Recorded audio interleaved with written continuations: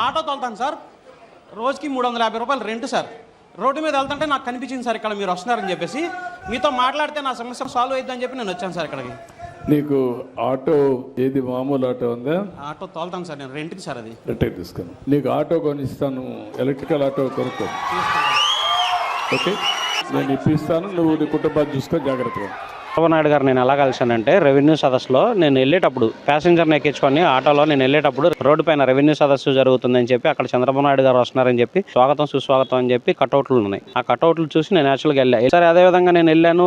పొద్దున్న 9:30, 9:30, 10 అయింది. ఇప్పుడు స్టేజ్ డెకరేషన్ జరుగుతుంది. సీఎం గారు సాయంత్రం 3:30, 4 వస్తారంట. నేను అప్పుడు ఆల్రెడీ కనుక్కున్నా. వెళ్ళి ఫస్ట్ వరుసలో అంటే ముందు 4వ వరుసలో కూర్చున్నా. నేను కూర్చున్న సీఎం గారు వచ్చారు, మాట్లాడారు. మాట్లాడుతున్న టైంలో నేను సడన్గా లెగిసి సార్ నేను మాట్లాడతాను, నాకు కొంచెం ప్రాబ్లం ఉంది చెప్పుకోవాలన్నాను. సార్ పైకి పిలిచారు, నేను వెళ్ళాను చెప్పాను. విషయం ఏంటంటే అక్కడ నాకు అవకాశం నేను తెచ్చుకున్నా, దొరికింది అవకాశం నాకు వచ్చినందుకు నేను చాలా సంతోషపడుతున్నా. సీఎం గారి దగ్గరికి వెళ్ళి నేను నా ప్రాబ్లం చెప్పాను. నాకు రేషన్ కార్డు కావాలి సార్, హ్యాండిక్యాప్డ్ సర్టిఫికేట్ కావాలి, నేను అద్దె ఆటో తోలుకుంటున్నాను, చాలా ఇబ్బంది ఉందని చెప్పాను. నాకు ఆటో ఇప్పించడం జరిగింది. ఆ రోజు చెప్పారు కలెక్టర్ గారితో, ఈయనకి అర్జెంటుగా ఆటోను రేషన్ కార్డు మంజూరు చేయాలని చెప్పారు. కలెక్టర్ గారు నా డీటెయిల్స్ తీసుకున్నారు. 20వ తారీఖు మీటింగ్ జరిగింది. 23వ తారీఖు మధ్యాహ్నం 3:30, 4 నాకు ఇవ్వడం జరిగింది. ఈ ఆటో నాకు ఇచ్చినందుకు నాకు చాలా సంతోషంగా ఉంది. ఎందుకంటే నాకు ఇప్పుడు రెంట్ బాధ తప్పింది, గ్యాస్ బాధ తప్పింది.